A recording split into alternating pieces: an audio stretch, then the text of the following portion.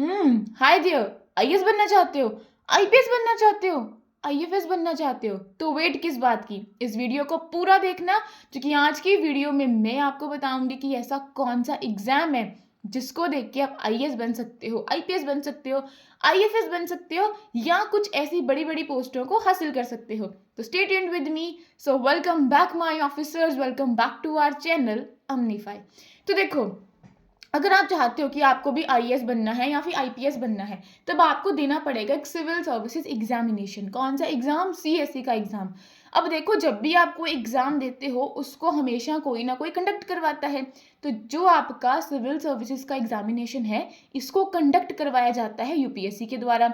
अब यूपीएससी क्या है? सिंपल समझो, ये एक ऐसी बॉडी है जिसको जिम्मेवारी सौंप दी गई है कि भाई आप रिस्पॉन्सिबल हो, आप हमारे देश के लिए आईएएस चुन के लाओगे, आप हमारे देश के लिए आईपीएस चुन के लाओगे, आप भी हमारे देश के लिए आईएफएस चुन के लाओगे। ठीक है।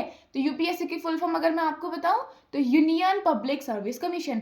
तो ये वाली बॉडी रिस्पॉन्सिबल है जो कि सिविल सर्विस का एग्जामिनेशन करवाएगी, और जिसके तहत हर साल क्या करा जाता है, बहुत सारे आईएएस को, आईएफएस को, आईपीएस को, और बहुत सारी ऐसी पोस्ट हैं जिनके ऊपर लोगों को चुना जाता है, रिक्रूट करा जाता है। इतना समझ में आया?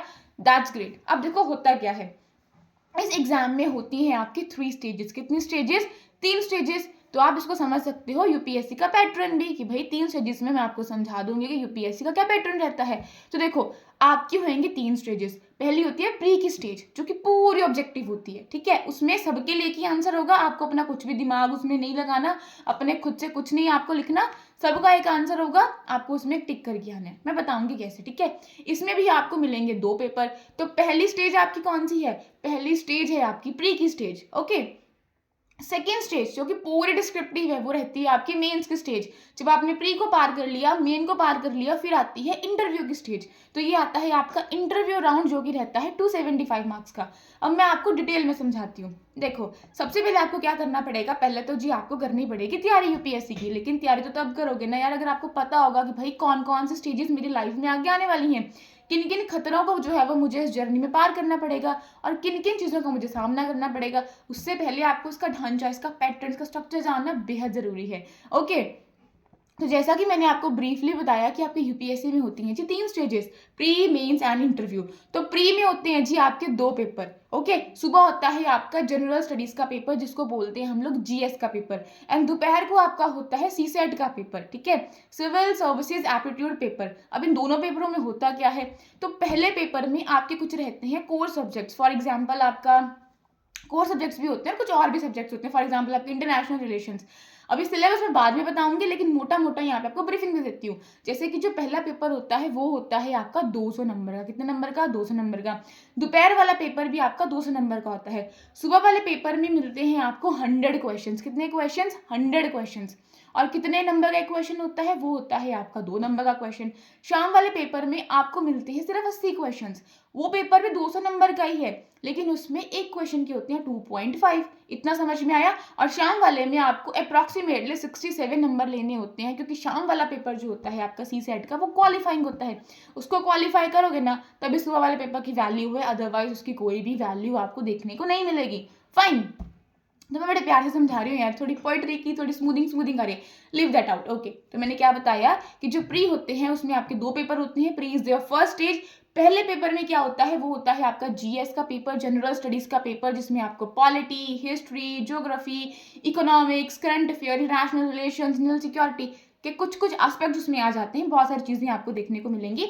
इसको हम लोग मसलिनियस में डाल देते हैं। ठीक है। साइंस एंड टेक आपको इसमें देखने को मिलेगी। सिलेबस बाद में समझाऊंगी, फिलहाल के लिए मोटा मोटा समझो। अब जो आपका सेकंड पेपर होता है उसमें आपको रीजनिंग देखने को मिलेगी, क्वांट देखने को मिलेगा, और कॉम्प्रीहेंशन आपको देखने को मिलेगी। सुबह वाले पेपर में आप हर साल की कट ऑफ देखना, वो मैं आपको बाद में बता दूंगी। उसके हिसाब से आपको कट ऑफ को क्लियर करना होता है, सो दैट कि आप अगली स्टेज में पहुंच पाओ, जिसको हम लोग बोलते हैं मेंस की स्टेज। हमने फॉर्म फिल करा, ठीक है, आप पहले प्री देने जाओगे। तो प्री में सुबह जाओगे, दोपहर को जाओगे, दोपहर का क्वालिफाई करोगे तो सुबह वाले की आपकी वैल्यू होगी। अब मान लो ये दोनों ही पेपर आपके बहुत अच्छे गए, तो 10-15 दिन के बाद में आपका रिजल्ट आता है, आप क्वालिफाइड हो गए। अब आप क्वालिफाइड हो गए, अब आप अगली स्टेज में आ गए। ठीक है। अगली स्टेज जो होती है वो होती है मेंस की स्टेज। अब इसमें क्या होता है, अब जैसे आपकी प्री में एक क्वालिफाइंग पेपर था, वैसे ही मेंस जो कि पूरी डिस्क्रिप्टिव है, आपको लिखना पड़ेगा। पहले वाले में गोले मारने, ठीक है, OMR पे फिल करके आना है। लेकिन जो आपका सेकंड स्टेज है, मेंस का स्टेज, यहाँ पे आपको लिखना पड़ेगा। अब यहाँ पे सबके लिए एक आंसर नहीं होगा, मेरे लिए वो चीज़ मैं अलग तरह से प्रेजेंट करूंगी। ये वाला इंसान अलग तरह से प्रेजेंट करेगा, ये वाला इंसान अलग तरह से प्रेजेंट करेगा। ओके, तो ये होती है आपकी डिस्क्रिप्टिव, जहाँ पे आप अपने खुद की ओपिनियंस, खुद के व्यूज लिख के आ पाओ, ठीक है, आप अपने हिसाब से उस आंसर को जो है वो बना के लिख के आ पाओ, प्रेजेंट करके आ पाओ, ठीक है। अब मेन्स में होता क्या है, आपके यहाँ पे होती है 2 लैंग्वेज के क्वालिफाइंग पेपर्स, ठीक है। अब लैंग्वेज ए मेरी तो हिंदी है, मैक्सिमम लोगों की हिंदी रहती है, लेकिन कुछ और लोगों की कुछ और भी होती है, ठीक है। इंग्लिश हम सबकी रहती है। तो ये 2 पेपर होते हैं आपके 300 नंबर के, ठीक है, मतलब 600 नंबर हो गया, 300 इंग्लिश के, 300 हिंदी के, ठीक है। ये भी आपको क्वालिफाई करने होते हैं। क्या करने होते हैं? ये भी आपको क्वालिफाई करने होते हैं। तो ये तो क्वालिफाइंग नेचर के, इनको फिलहाल के लिए साइड करते हैं, मतलब इनका मेरिट लिस्ट में जो है ना वो काउंट नहीं होगा। आप इसमें कितना भी स्कोर कर दो, 300 में से 300 भी ले जाओ ना, कोई फर्क नहीं है, बस आपको सिर्फ उसको क्वालिफाई करना है, ठीक है, पास करना है आपको इस पेपर को। इसके मार्क्स आपके मेरिट में जब काउंट होगा तो इनके मार्क्स जो है उसमें काउंट नहीं होते। अब किसके काउंट होते हैं जी? तो एक पेपर होता है आपका एसए का पेपर, ठीक है, जिसको हम लोग बोलते हैं कि 250 नंबर का ये होएगा आपका, ठीक है। पेपर 1 होता है ये, GS1 नहीं है, पेपर 1 है, जो कि आपका एसए का रहेगा। फाइन, ये होता है आपका 250 नंबर का। इसमें आपको 2 ऐसे लिखने को मिलेंगे, ठीक है, 125 एंड 125, ये बनेंगे आपके 250 नंबर। All good, okay. उसके बाद में फिर आपको देखने को मिलेंगे 4 GS के पेपर, जनरल स्टडीज के पेपर, जिनको हम शॉर्ट फॉर्म में बोलते हैं कि भाई GS के पेपर्स हैं ये, ठीक है, GS1, GS2, GS3 and GS4। अब GS1 के अंदर में क्या होता है, इसमें आपको हिस्ट्री, कल्चर, ठीक है, ज्योग्राफी देखने को मिलेगी, सोसाइटी के एस्पेक्ट्स देखने को मिलेंगे। तो ये सारी चीज़ें आपको किस में देखने को मिलेंगी? पेपर 1 में। मैं फिर कह रही हूँ, मोटा मोटा समझा रही हूँ, डिटेल सिलेबस की वीडियो बाद में बना दूंगी, ओके। तो GS1 में आप क्या पढ़ते हो? आप कल्चर के बारे में पढ़ते हो, ठीक है, हिस्ट्री के बारे में पढ़ते हो, पोस्ट इंडिपेंडेंस हिस्ट्री है इसके अंदर में, वर्ल्ड हिस्ट्री आपको देखने को मिलेगी, ज्योग्राफी देखने को मिलेगी, फिजिकल ज्योग्राफी, इंडियन ज्योग्राफी और सोसाइटी आपको इसमें देखने को मिलेगी, ठीक है। कुछ मिस भी हो गया हो तो I am really very sorry. Second paper में आपको पॉलिटी, गवर्नेंस, सोशल जस्टिस, ठीक है, इंटरनेशनल रिलेशंस, तो ये सारी चीज़ें आपको सेकेंड पेपर के अंदर देखने को मिलेंगी, ठीक है। उसके बाद में थर्ड पेपर में आपको economy, science and tech, internal security, disaster management, environment, ये सारे कुछ जो सब्जेक्ट्स हैं वो आपको किसमें देखने को मिलेंगे? GS3 में, जो है मतलब इकोनॉमी तो नहीं बोलूँगी, लेकिन सारों का मिला के जो है वो GS3 बनता है आपका, जो मैंने यहाँ पे भी टॉपिक्स बोले। All clear, okay. तो GS के पेपर हैं GS1, GS2, GS3। GS4 आपका होता है एथिक्स का पेपर, जिसमें आप एप्टीट्यूड पढ़ते हो, इंटेग्रिटी के बारे में पढ़ते हो, कुछ आपको टर्म्स मिलेंगे, पूरा सिलेबस की वीडियो मैं आपकी बना दूंगी, आप समझ जाओगे कि आपको एथिक्स के अंदर क्या पढ़ना है।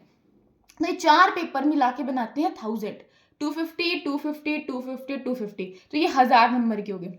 250 नंबर कैसे? 1000 नंबर के ही हो गए। अब 2 होते हैं आपकी ऑप्शनल सब्जेक्ट। अब ये ऑप्शनल क्या है? जिसमें आपको करनी पड़ती है जी मास्टरी।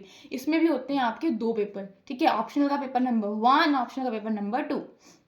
अब ये ऑप्शनल कैसे पता चले हमें कौन सा रखना है? तो आपको काम करना पड़ेगा, यूपीएससी एक लिस्ट को प्रोवाइड करता है, मुझे बोलोगे तो मैं आपको बता दूंगी।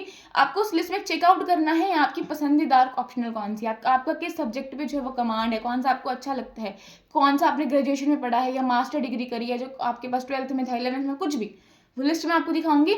उसमें से आपको चुनना पड़ेगा एक अपना ऑप्शनल सब्जेक्ट, राइट, ओके। अब पहला पेपर 250 नंबर का, दूसरा पेपर 250 नंबर का, तो ये आपका हो गया। टोटल मिला के क्वालिफाइंग पेपर को साइड करके, जो 600 नंबर के क्वालिफाइंग पेपर्स हैं उनको साइड करके अगर मैं बताऊं जिसमें से आपकी मेरिट आती है, ठीक है, ऐसे हो गया, 1, 2 हो गए आपके किसके? ऑप्शनल के, 3 तो यही हो गए, बाकी 4 किसके हो गए? आपके GS के हो गए, ठीक है। आई होप इतना आपको समझ में आए। 4 GS के हो गए, 4 पेपर GS के हो गए, 1 पेपर ऐसे का हो गया और 2 किसके हो गए आपके? जल्दी बताओ, ऑप्शनल के, ठीक है। तो 5, 6, 7 तो हो गए आपके जिसमें से मेरिट बनेगी, और 2 मिला के, और अगर टोटल बताऊं तो ये 9 पेपर बनते हैं आपके किसके? मेंस के। 2 कौन से हैं? क्वालिफाइंग है। 2 कौन से हैं? क्वालिफाइंग है। इनको मैंने निकाल दिया बीच में से, तो जो ये बने हैं टोटल आपके 1750 नंबर के। कितने बने हैं? 1750 नंबर के। अब आपकी ये स्टेज भी पार हो गई। अब इसके बाद आपको आता है इंटरव्यू का कॉल। अब इंटरव्यू होता है आपका 275 मार्क का। कितने मार्क का? 275 मार्क का। समझ में आया? ठीक है। अब इसका स्कोर और मेंस का स्कोर मिला के आपकी मेरिट बनेगी। आपकी फर्स्ट रैंक है, सेकंड है, थर्ड है, जो भी रैंक है वो इन सबका टोटल जो है वो करा जाएगा। क्वालिफाइंग जो पेपर्स थे उनका कुछ भी काउंट नहीं होता, ठीक है। तो ये टोटल बनेगा 70-50 एंड आपका 250, तो 20-25, ठीक है। इतने नंबर का आपका टोटल बनेगा, जिसमें से आपकी क्या बनेगी? आपकी मेरिट बनने वाली है। तो ये थी आपकी 3 स्टेजेस, आपकी प्री की स्टेज, आपकी मेंस की, एंड देन आपकी इंटरव्यू की स्टेज। आई होप इतना आपको समझ में आया।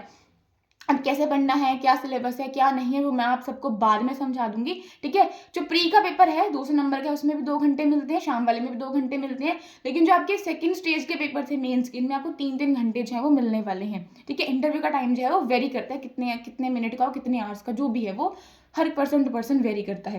तो आई होप इतना मैं आपको समझा पाई हूँ। अगर चाहते हैं मैं और डिटेल में वीडियो लेके आऊँ तो मुझे ज़रूर बताना। So my officers, thanks for watching and thanks for listening. बता देना, ठीक है, जो भी चाहिए लेके आ जाऊंगी। और इतना अगर आपने वीडियो देखी है और मैं अच्छे से आपको समझा पाई हूँ क्या पैटर्न होता है, क्या पैटर्न नहीं होता, तो मुझे ज़रूर बताना। So bye my officers, take care.